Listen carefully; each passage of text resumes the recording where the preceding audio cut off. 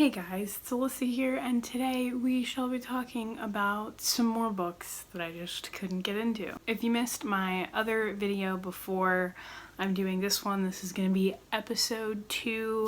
I've decided to start a new series, if you will, of me going into books that I just couldn't get into because I don't quite want to include them in my wrap-ups because I don't want to talk about them in the way that, like, I completed them, but I still wanted to talk about them and maybe hear other people's opinions. And some of these are not set in stone that I'll never get back to them. It's just for right now. Some of them I won't be getting to and some of them I won't be going back to. So the first book is The Goldfinch by Donna Tartt.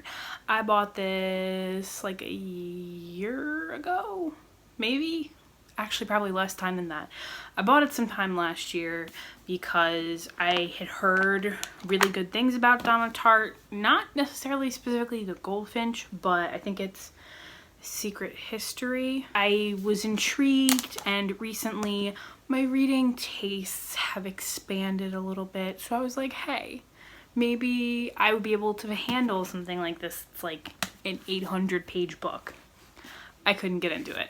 I don't know how far I got into it, but I tried multiple ways of trying to get into it. I tried reading it physically.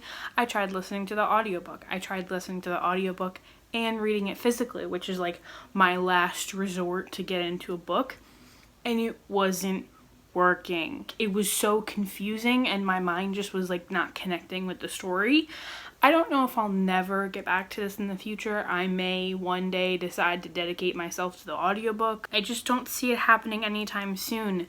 And one thing that I saw a lot of people's reviews saying is that this was good, but no one rated it like 5 stars on my Goodreads, and they said that it just was too long. Like, it was still good, but it could have been shorter. And that's my biggest pet peeve, is books that are too long, that could have been shorter, and just wasted some of my time. I really thought I would be into every single one of these books, and I was not, and that's very disappointing. The next one is The Secret Garden by Frances Hodgson Burnett. I DNF'd this. I probably DNF'd it at 100 pages. I didn't care.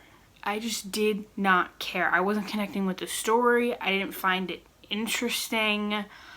I thought the character development of the main character was slightly interesting, but not enough to keep my attention. I had that thought of, would I really be reading this if it wasn't The Secret Garden, if everybody didn't talk about it all the time and it wasn't a much-loved classic? I ended up DNFing it. I just was so bored. I didn't think the writing was anything spectacular. Maybe I'll watch the movie one day. And the next book is actually the only book that I don't have in a physical format, and that is My Favorite Thing is Monsters. I forget the author's name, but it'll be here. I did not like this. I had heard so many wonderful things about this. The concept is very interesting. I feel like you have to know the concept of the book to understand this graphic novel. You can't just go into it cold turkey, not knowing anything, not knowing the format, not knowing the style,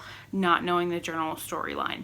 You have to know like a general idea of like how it's formatted for it to make any kind of sense. I hadn't really read the like synopsis before I read it, and I had to go back and reread it because I started it and was extremely confused by what was going on and how it was being narrated, and I was just very confused. I had a really hard time reading this because the way that it's formatted is really weird.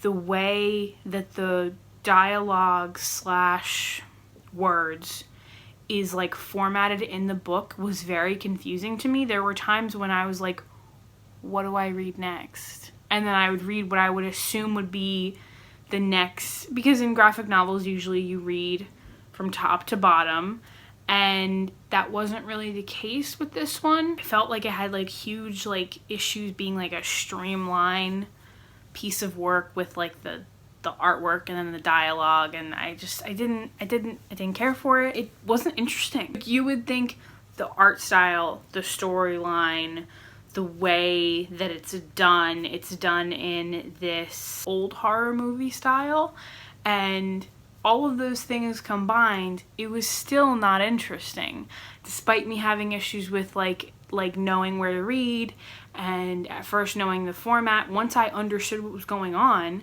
I still didn't care. Like, I was still like waiting for when it was gonna start to get interesting. I probably read like 100 pages of it, so it just wasn't my cup of tea. Oh, actually, I lied. The next book I also don't have in physical format, and that is Ladykillers. I completely forget the author's name. I know the author's name, but I forget it. Picked this up right after I read a nonfiction book called The Royal Art of Poison. And I picked this up because I was like, oh wow, cool.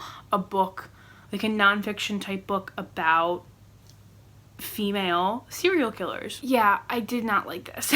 It was very confusing what the author was trying to convey. The author stated in the beginning like, oh yeah, well, you know, people try to act like there weren't actually any female killers or serial killers, when that's just not the case, and that basically it's not talked about enough, that it's considered like a mainly male thing, which, yeah, true. Then tried to make the killers, like, she tried like glorifying them almost. Like, it was really weird. It wasn't done in a way that she tried to like voice disdain for what was happening. She was kind of making it sound cool and edgy, and was just really weird from like the narrative that she said she was trying to do, which was like to paint these women in like a bad light. And it was very gruesome. Like, the first chapter about the first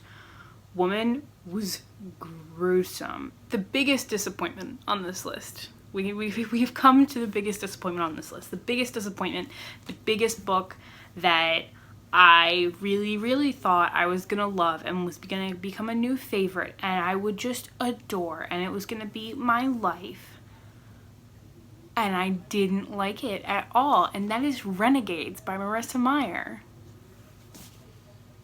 Are you disappointed? Because I'm disappointed. I really thought I was gonna love this book. I love the Lunar Chronicles. I'm currently in the middle of reading the last one. I love Marissa Meyer's writing for that series.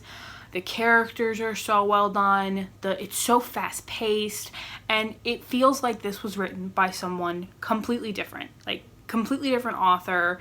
Just like I can't compare the two works because they feel so different to me. I thought this was awful. I thought basically past the prologue, I completely stopped caring. Our main character, one of our main characters, because we get like 2 POVs, one of them was just uninteresting. Like, her story, like her past was interesting, but like she wasn't interesting. And then the male, I don't even know his name, Adrian, was it Adrian? I don't know. He was annoying, and like I didn't really care at all. And the storyline was a snooze fest. When I say the storyline was boring, I mean, I got 100 pages into this book and thought, I can't do this. I can't do this, because I didn't care what was happening. I didn't want to read 2 more books in this series, and I really think it was overhyped. My personal opinion, because this is what happened when I was reading it, I wouldn't have read as much of this as I did had it not been Marissa Meyer. Period, point blank. Like, that's like, I don't think the writing was that good.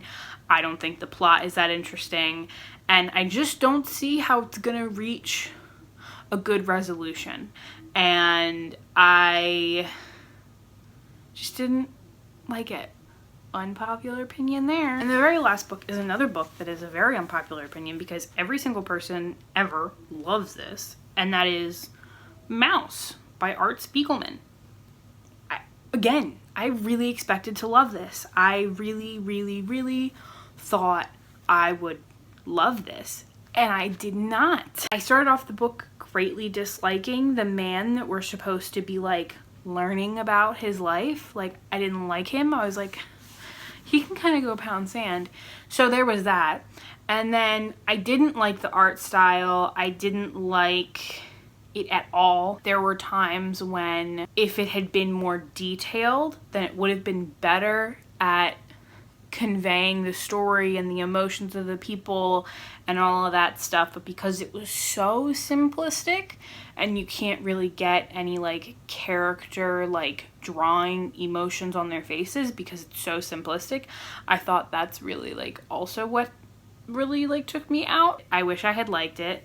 I just didn't. Those are all the books recently that I could not finish, couldn't get into. I would say the only one that I would change my mind about is the Goldfinch. I could see myself in the future trying that again, but all the others are a hard no. I will not be picking them back up. If you've read any of these, please let me know down below. I would love to know. I would love to know, even if you loved it, if you hated it, if you felt so, however you felt, I would love to know. And I hope you guys enjoyed this video, and I hope I shall see you in the next one. Bye.